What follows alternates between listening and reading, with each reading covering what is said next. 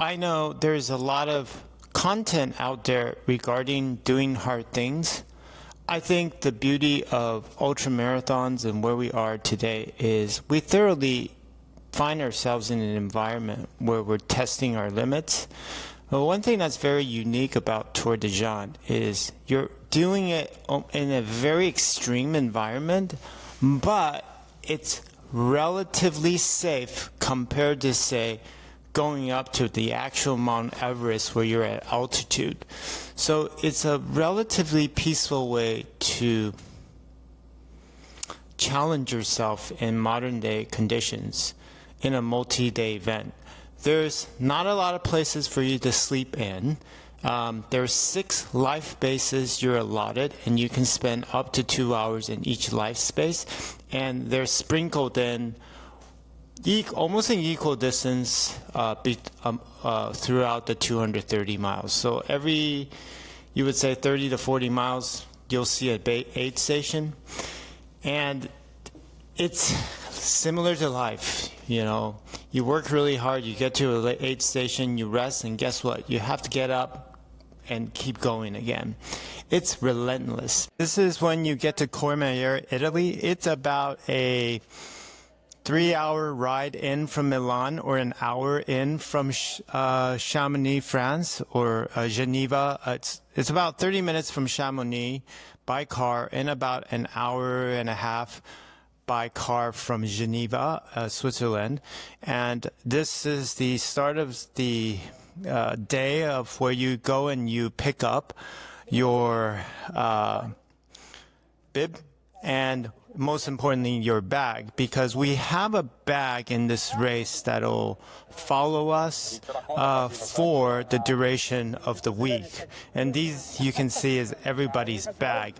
There's about 1,000 plus runners, and the do not finish rate is it's super high, considering it's probably the most difficult race for trail running on planet Earth.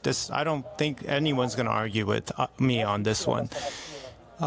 This bag travels with you, and you need to put everything you need for the week in that bag. And if you're here because you're trying to get motivated to do or just watch me suffer, there's a lot of suffering. But if you're thinking about doing the race yourself, be very mindful to not overpack. There are charging docks at every life base, so you can plug in your iPhone, your GPS, your watch, so you don't need to overdo it. My first year doing it, I brought too many batteries, which added too much weight, brought too much stuff. In the end, you're just not gonna need that much stuff. So be mindful of that. And here's where they were celebrating last year's winners. The Italians do a wonderful job celebrating this race. They also have a big affection for old American music, and you can hear a little bit of that in the background. It's really a very diverse experience for someone like me, and you can see that it's like Mont Blanc. You can see how beautiful the sun cascading. This is me walking back in. So you pick up the bag, and then you have to drop off the bag, and then that bag is set. So if you're running this for the first time, make sure you manage your time correctly. Picking up the bag is a journey, so you probably want to get your ticket and then go get something to eat, and then be mindful of your number when they call you. So this is me dropping it off. It's very exciting and a very, very complicated race in terms of traversing places, because, you know, if you've never been to Italy and run, this was my first time, it can be very, very intimidating. But stay core, stay true to, you know, your reason there. My reason was there to challenge myself. So anything that was a discomfort, I knew was part of the experience. So that was a lot of fun for me. This is the start line. Wonderful start line, epic start line. And, you know, the races here generally are a little bit older, and because there's so much hiking, power hiking in this race, there's 80,000 feet of game. So again, 3 Mount Everest, you're not really running fast all the time, nor are you, do you need to be lean and mean like a young kid running a fast marathon. So there's the rush hour in the beginning, and it's pretty typical of these ultra runs in the Alps is they diverge from, regular road traffic in the village to a single track, and then it kind of opens up to a fire road, and then it goes back to a single track, and then you now traverse the mountains. So I think this race, there were 5 or 6 Americans. I think Martin, my buddy up front, was the one of 2 Americans that finished, or one of 3 Americans that finished. It's grueling. It's really hard. There's no mountains like this, and you'll see later in the United States. The closest thing we have, I believe, is in Colorado, where Telluride is, and there's our homegrown race called Hard Rock, which I've never been to before. Is probably as close as you can to the elevation gain topography here. And look at that view. I mean, that is each pass is about 5,000 feet a gain. So you're doing, I think Martin would agree, about almost 20 of these passes in different undulations, and it is super hard. And you do it throughout the week with very minimum sleep.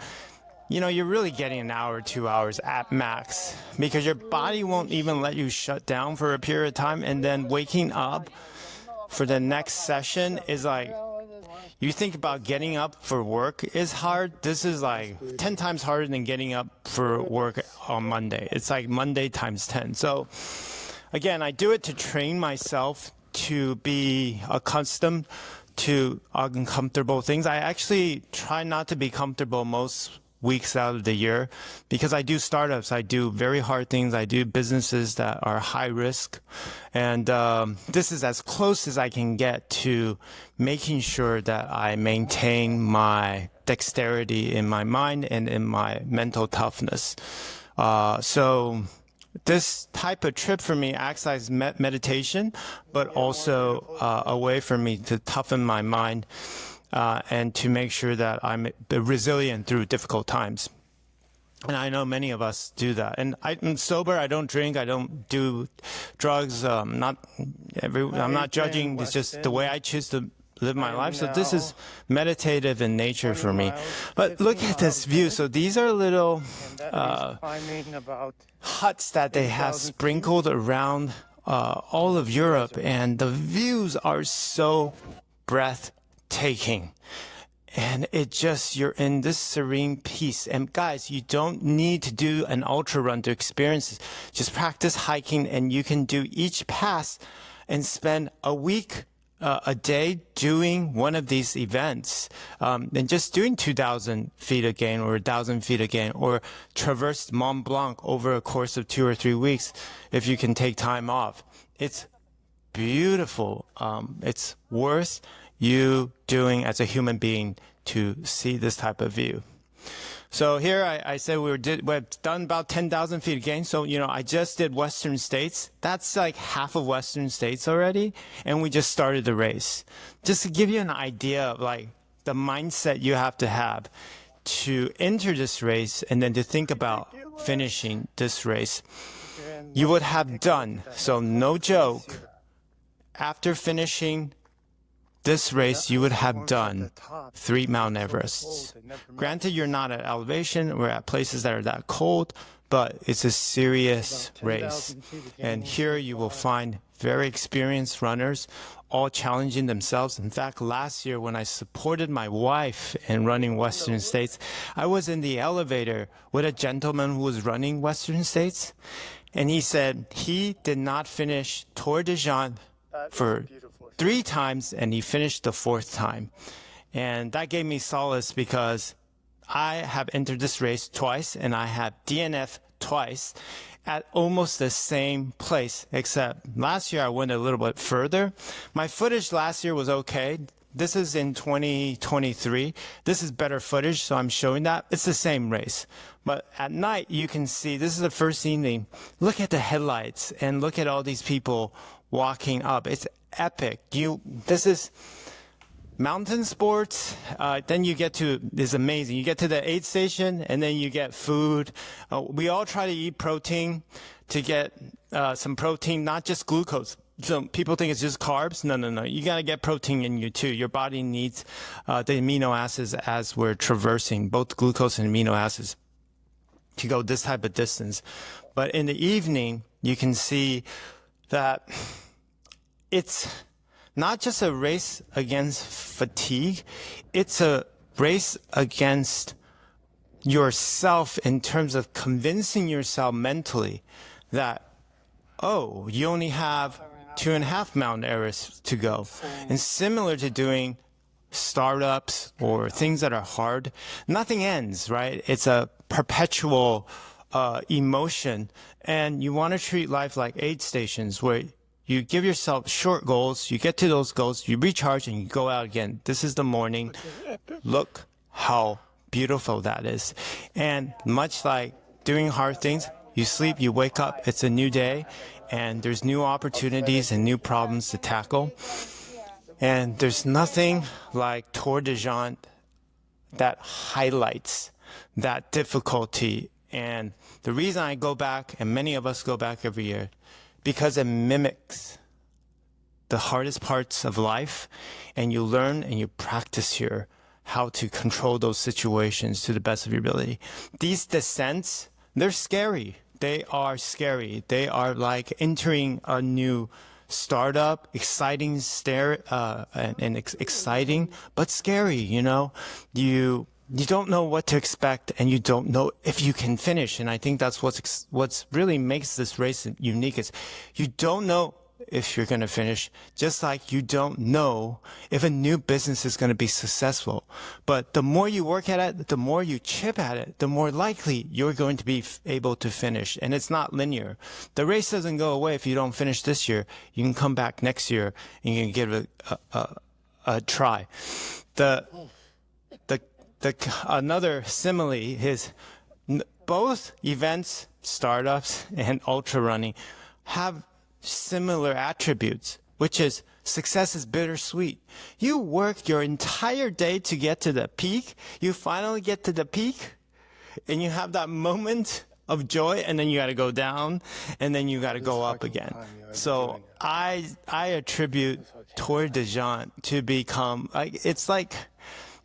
it's an incredible experience that mimics startup life or an entrepreneur, or even if you're a new parent and you're looking after new children. My God, there's no more direct analogy than this. So I just feel very privileged to be able to have something that I engage in it'll be my 3rd year this year going back, but this year I'm going back to do this race, and I'm doing the second part.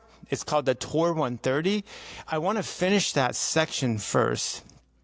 So I finished the whole race, and then I'm going to go back when I'm in 2026 and do the entire route and see if I can actually approach and finish that. I'll do my very best. Pardon. Yeah. When you get to these peaks of these alpine areas, the views are so breathtaking, you don't know how to react. And the water in these little lakes, these little ponds, are crystal clear. You cannot help but think, how did we get here? How did all of this get here in such a natural way? And every time, maybe you're atheist, maybe you're not, it doesn't matter, but you appreciate the word God in a different way. And this is not preaching. This is just like, there's got to be something crazy going on, because this is incredible. So these peaks are lush. They have their own topography, and they're all a little bit different. The higher you go, you can see there's less greenery because it's cold, and it's just not as lush as in lower topography. So you'll start to see that that vegetation is not as dense. Now, these straight up climbs at Tour de Géants, they're a test of human endurance in the most profound way. Each step you take is similar to kind of trying to make sure as you get into these mountainous regions, as you're going to the top, you will start to see these incredible landscapes, incredible topography, and crystal clear water that just hide themselves at these peaks, and you will never see them in a city, or you don't really see them in real life. So to have this privilege to climb these peaks and see some of that snow up, glaciers, is really, really magical. So there's another reason to continue good health, is so that you can visit these places when you travel around the world. You don't necessarily have to do what I do. Absolutely not. You can do a tenth of what I do and see an incredible part of Italy. And there's many types of backpacking outings you can do that are multi-day, where you don't have to challenge yourself to this extent. I do it again because it really does represent good training for me as I do, new businesses and entrepreneurship and startups.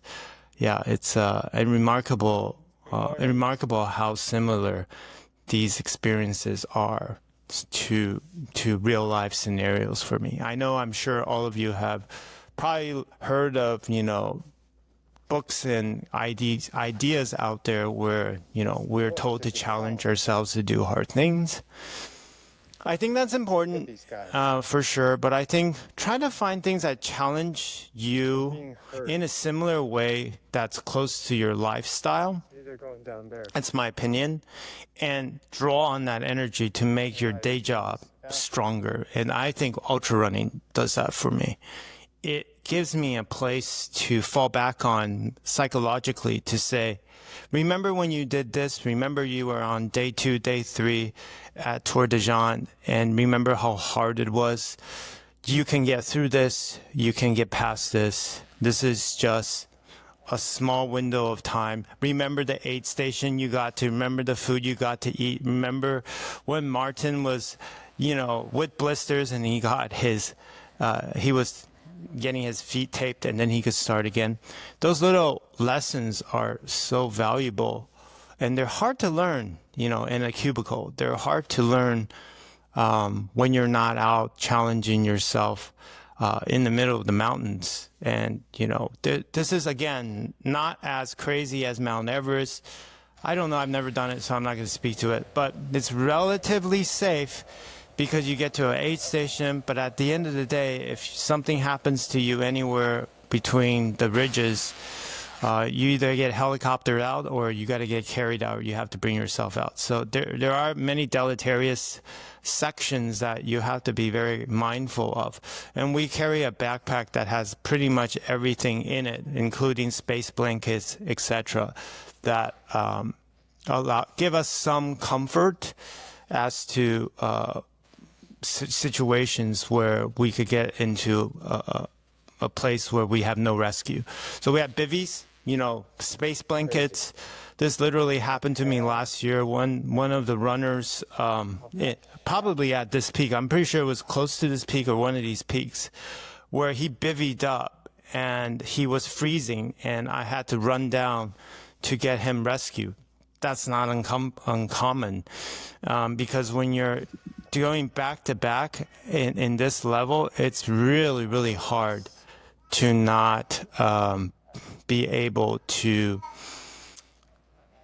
speak your mind without help when you're freezing. So look at these downhills. They're just insane. They have ropes because they're so steep. So you have to learn how to use the ropes to go down. We have poles. In these mountain races in Europe, you do poles. There's not even a question, because they're so steep. You need to use the poles to actually suspend yourself up. So it's not a question of whether or not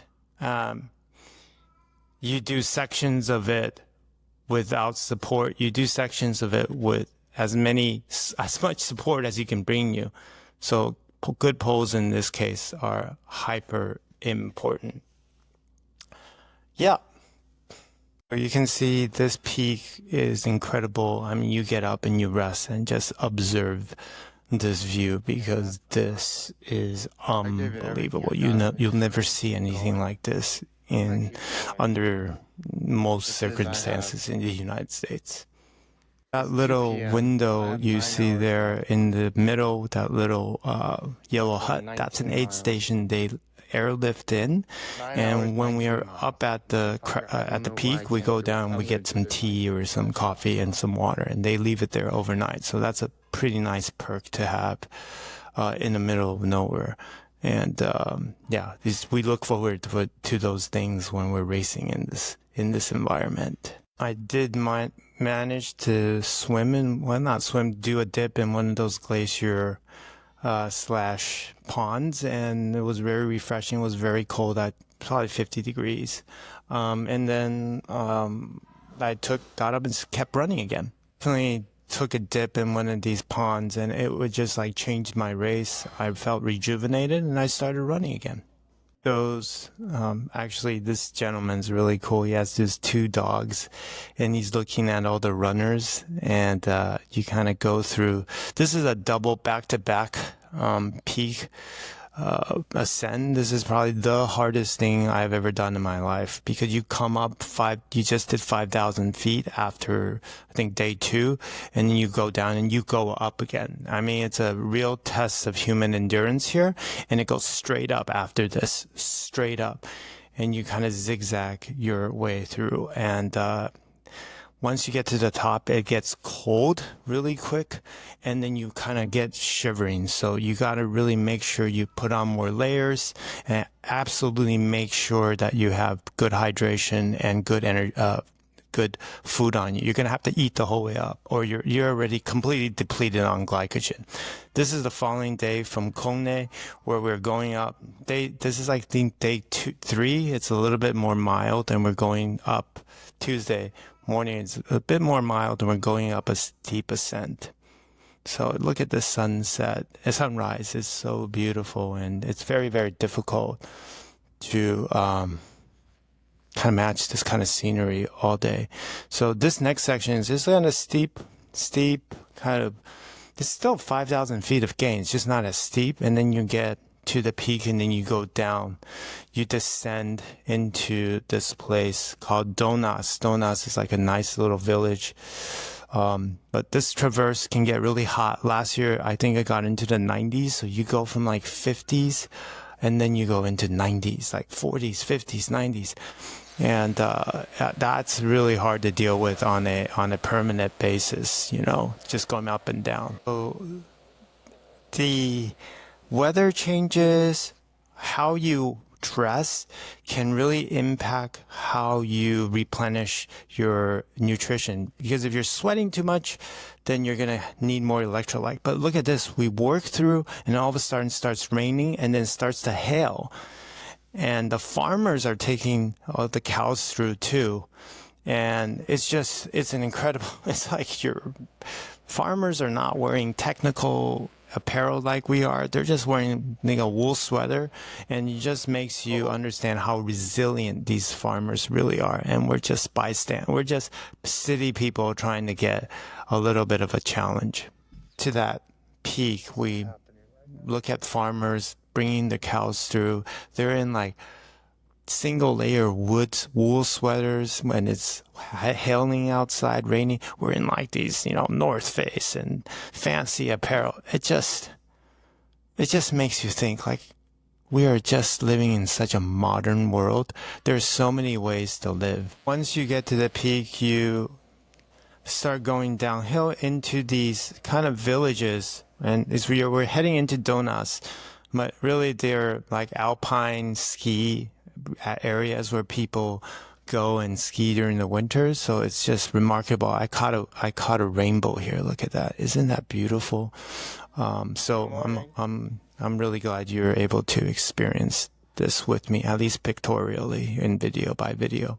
For 2 years in a row, I've been going down this area in the nighttime, and last year I ran out of battery on my headlamp, so I had to use my iPhone and my phone watch to get down. That was a little deleterious, so make sure you have enough battery if you're doing this race.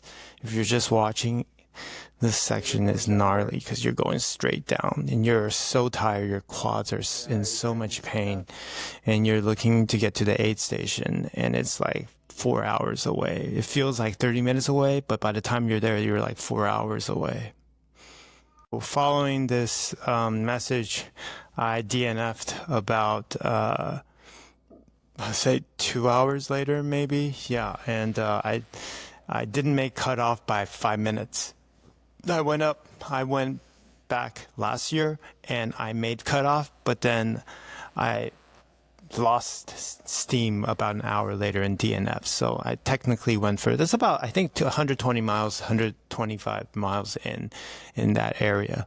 So the rescue team will, once you get to a place where, because you didn't finish the race, so you have to go through some mountain passes to get off the mountain, and you have to actually wait for the rescue workers to get you. So this is actually where I DNF'd at, and luckily it was at a Refugio del Burrio, and there was like 5 of us, actually 8 of us that didn't finish. We didn't miss the cutoff. We missed the cutoff. So the cutoff is at 3:30. We got there at 3:35, something like that. Okay, so the worst part was you gotta wait here and you're shivering because you actually are soaked wet. You have no layer of clothes left.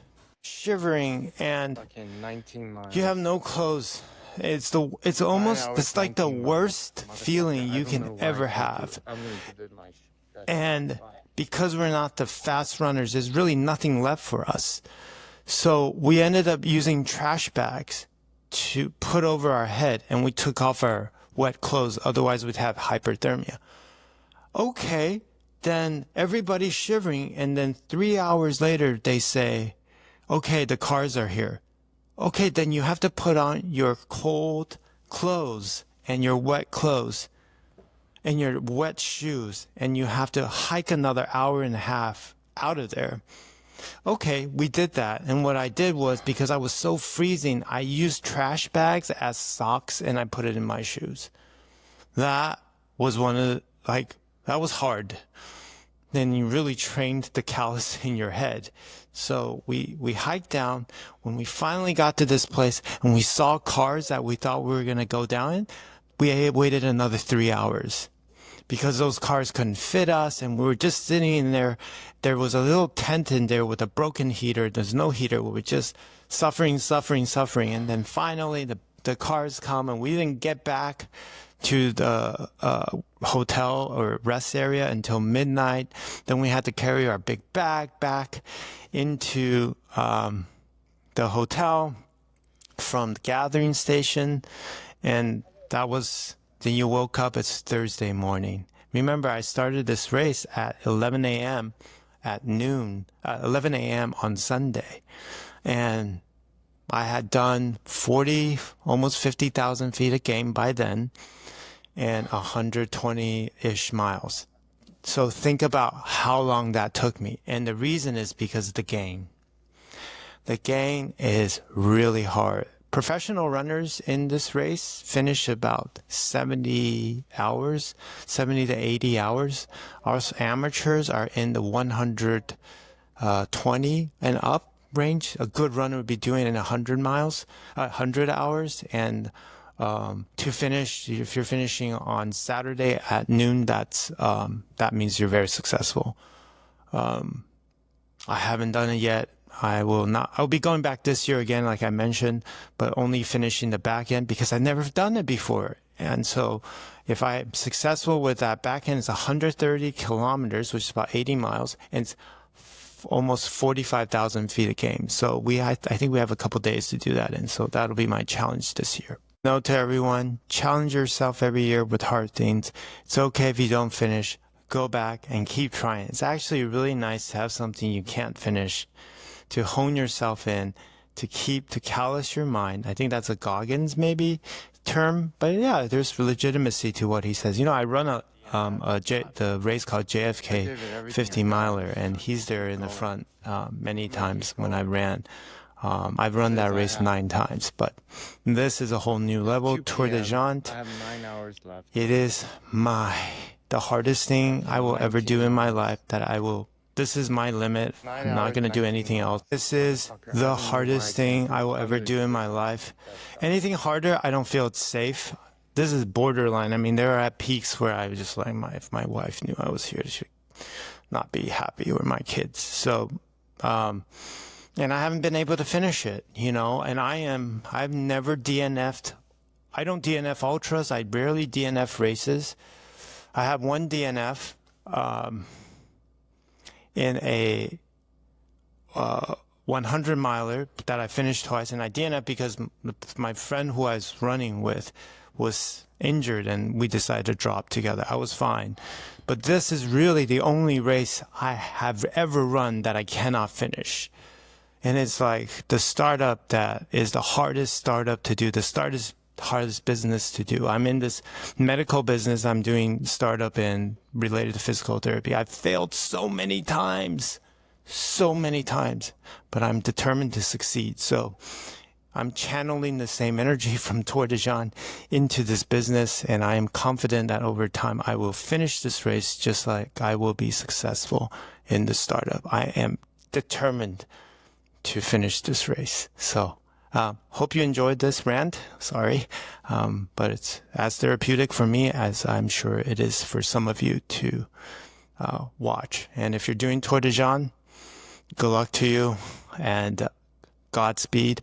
If it doesn't work out for you the first time, it's okay. The second time, it's okay.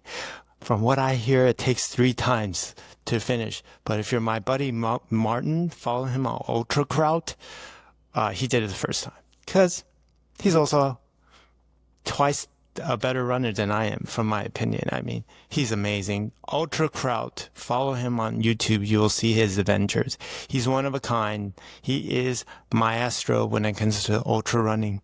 Have a great day, guys. Thanks so much for listening. I don't know if I'm going to DNF or not, but I gave it everything I got. I keep going. I'm going to keep going. It says it's 2 p.m. I have 9 hours left. 19 miles. 9 hours, 19 miles. I don't know why I can't do it. I'm going to give it my best shot. Bye.